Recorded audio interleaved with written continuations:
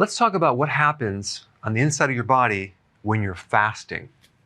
So over here we have a start of a fast, and we go 24 hours, 48, and 72. So there's a lot of really magical things that happen when you fast. Our bodies have developed over a long period of time and have adapted to starvation many, many times. So we have all these unique proteins that get expressed or turned on that have to do with your brain doing better, the different parts of your body surviving better. Our bodies have not adapted to the frequency of eating like we do now, like every 3 hours. So right around 12 hours, we get this spike in growth hormone. Growth hormone is the anti-aging hormone. It's the main fat-burning hormone. It's the hormone involved with healing joints, and it's involved with protein synthesis or making different new proteins. Some people take growth hormone, get injected. I don't recommend it, but they take it to help heal certain parts of your body. But guess what? Fasting will trigger it automatically. So just by the fact that you're fasting, you can increase growth hormone. And of course, exercise will also increase growth hormone as well. So it starts about 12 hours and it increases as you go on and on. Now, at about 18 hours, you start developing something called autophagy. Autophagy is an interesting thing that happens with your body where you start recycling old, damaged proteins and microbes as well. One type of protein would be the advanced glycated end products, which basically when you combine glucose with a protein, it becomes very sticky.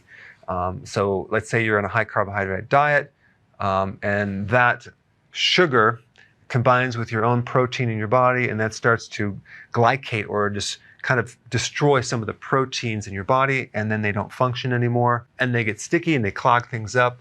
Well, guess what? Your body will start cleaning all that up and turning these damaged proteins into new amino acids where your body can use them. Amyloid plaquing, which occurs in the brain and other parts of the body, is a type of protein that can be cleaned up with autophagy. So it's any type of cellular proteins that are not working anymore in your body. Autophagy will start cleaning that up and start to renew the tissue. And it starts right about 18 hours and it gets more and more and more as you start fasting. And in about 24 hours and a little bit longer, you start to really deplete this glycogen reserve, this storage supply of glucose in your liver. So the more that the liver is depleted with glycogen, the more you're going to be running on ketones as the alternative fuel. And if you have a fatty liver, for example, your body will start using that fat and turning that into ketones. So your body is finally able to start tapping into this stored energy, and you're running more and more on ketones, which is a superior fuel. And because you're running on ketones, ketones are an appetite suppressant. So your hunger goes away, cravings are gone. They're antioxidants, so you're building up your antioxidant reserve. They provide more oxygen, so your body is running on more oxygen, less CO2. It's more efficient. And because ketones are a much more efficient fuel than glucose, the thyroid does not have to work as hard.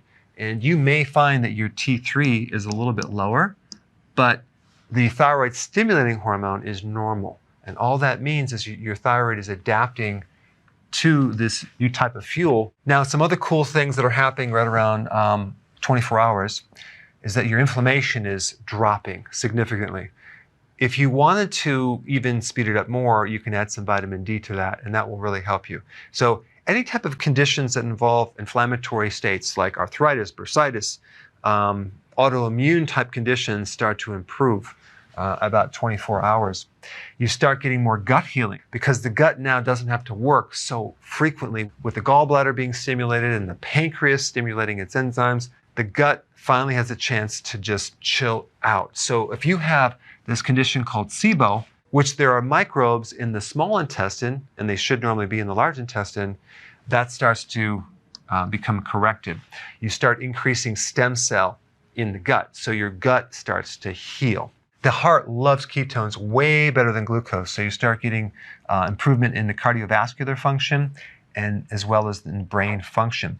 There's something called BDNF. This is a factor that helps make new brain cells. So your brain starts to repair at 24 hours. As you keep going on, you would think you're going to be losing muscle protein, but that's not really what happens because your body becomes more efficient. And there are certain genes that are sparing proteins, so it's not using muscle protein. So the efficiency of fuel is much better. Plus with autophagy, you're using the old damaged proteins and giving you new proteins. So the combination is really good. So the amount of nutrition that you really need to run the body is a lot less because the body just dials down and it can run on a less amount of nutrients. So that's a positive thing. Now, the other thing that happens during autophagy is that you're also cleaning out microbes and fungus and mold and yeast.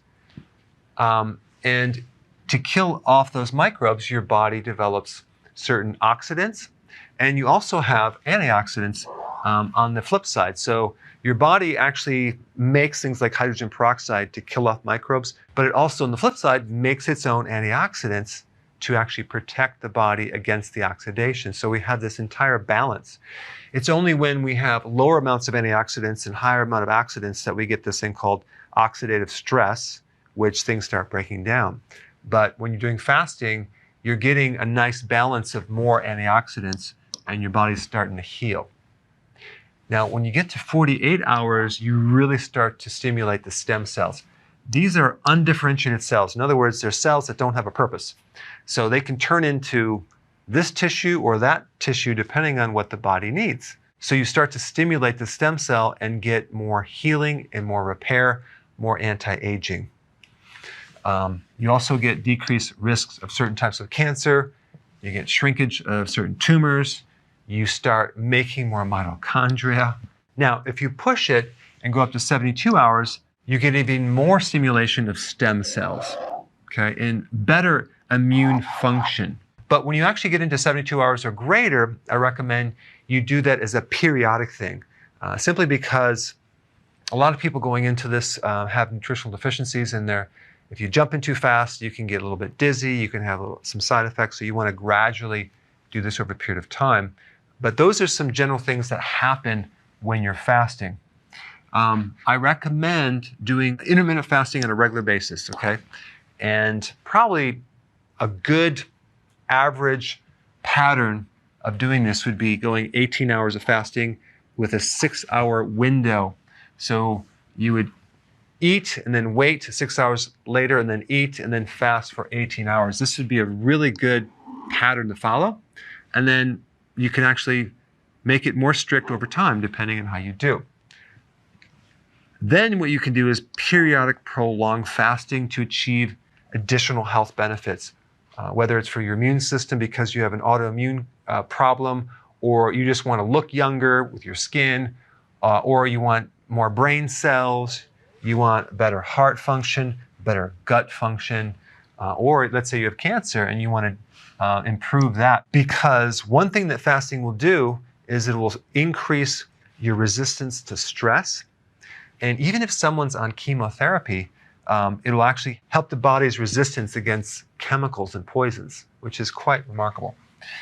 Make sure you take your minerals during fasting.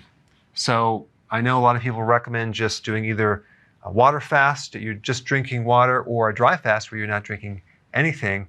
I recommend doing a water fast with nutrients just because if you are deficient, you can have problems. So you want your minerals, you want your B vitamins, and you want your salt. Very important. Right around 8 o'clock in the morning, you have the spike in cortisol. And if cortisol spikes, sometimes that can cause your body to make more glucose, and you can have higher blood sugars. And it happens with a lot of people with blood sugar issues. Nothing to worry about. That will improve over time. But if you just add exercise in the morning, that will burn off some of that extra sugar. And if you're fasting, it's not coming from your diet. It's just coming from your liver making glucose, making a little too much because maybe the cortisol is too high. Okay, so just wanted to point that out. And I have videos on that. I'll put a link down below. It's called the Dawn Phenomenon. Now, if your LDL, so-called bad cholesterol, which is not really bad, low density lipoprotein is increased. The reason for this, especially if you're not consuming any type of significant carbohydrates and you're doing fasting, this is increased from a different reason. Think about one of the purposes of LDL. It's to deliver cholesterol to different tissues, right? Well, think about all the things that are happening when your body is fasting. You are going through a major healing process. And cholesterol is the raw material for your cell membranes, for your brain, to make hormones, to make vitamin D, to make bile.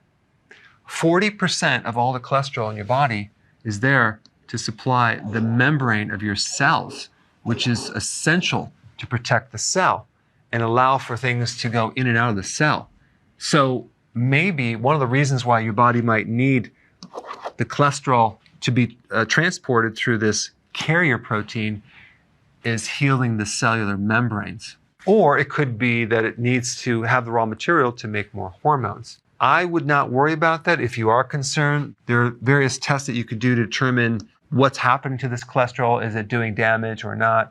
But I would not worry about it. But anyway, I wanted to create a video just to kind of show you what happens to the inside of your body when you're fasting. Thanks for watching. So if you want more knowledge on how to create a healthy body, subscribe now and get daily notifications.